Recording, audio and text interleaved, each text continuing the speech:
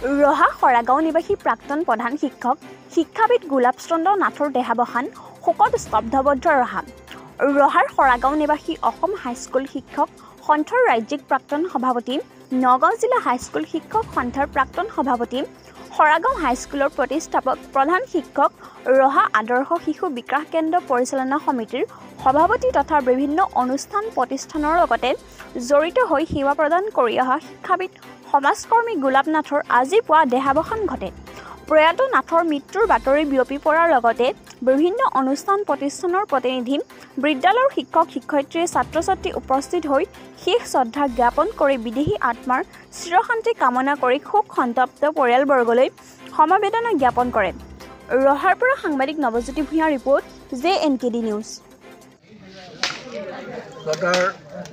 আজি আমাৰ এই অঞ্চল খৰাগাঁও অঞ্চলৰ মাননীয় ৰাইজসকল শিক্ষক সন্থাৰ বিভিন্ন বিষয়ববীয়াসকল লগতে বিভিন্ন বিদ্যালয়ৰ প্ৰধানসকল শিক্ষাগুৰুসকল আৰু মাননীয় ৰাইজ, আজি আমাৰ বাবে এটা দুখৰ খবৰ। আমাৰ অঞ্চলৰ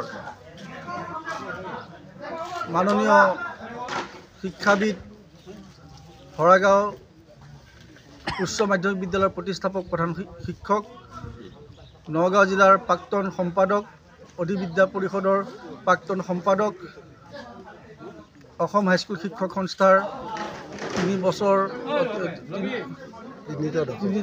তিনিটা দশকৰ সভাপতি পদ অলংকৃত কৰা, আমাৰ মাজৰ পৰা হেৰাই যোৱা স্বৰ্গীয় গোলাপ চন্দ্ৰ নাথদেৱ আজি স্বৰ্গগামী হৈছে। তেখেতৰ আমাৰ মৃত্যুত আমাৰ অঞ্চলৰ লগতে ৰহা নগাঁও জিলাৰ শিক্ষাখণ্ডত অপূৰণীয় ক্ষতি। গতিকে আমি তেখেতৰ আত্মাৰ চিৰশান্তি কামনা কৰিছোঁ, লগতে তেখেতৰ সন্তপ্ত পৰিয়ালবৰ্গলৈ সমবেদনা জ্ঞাপন কৰিছোঁ।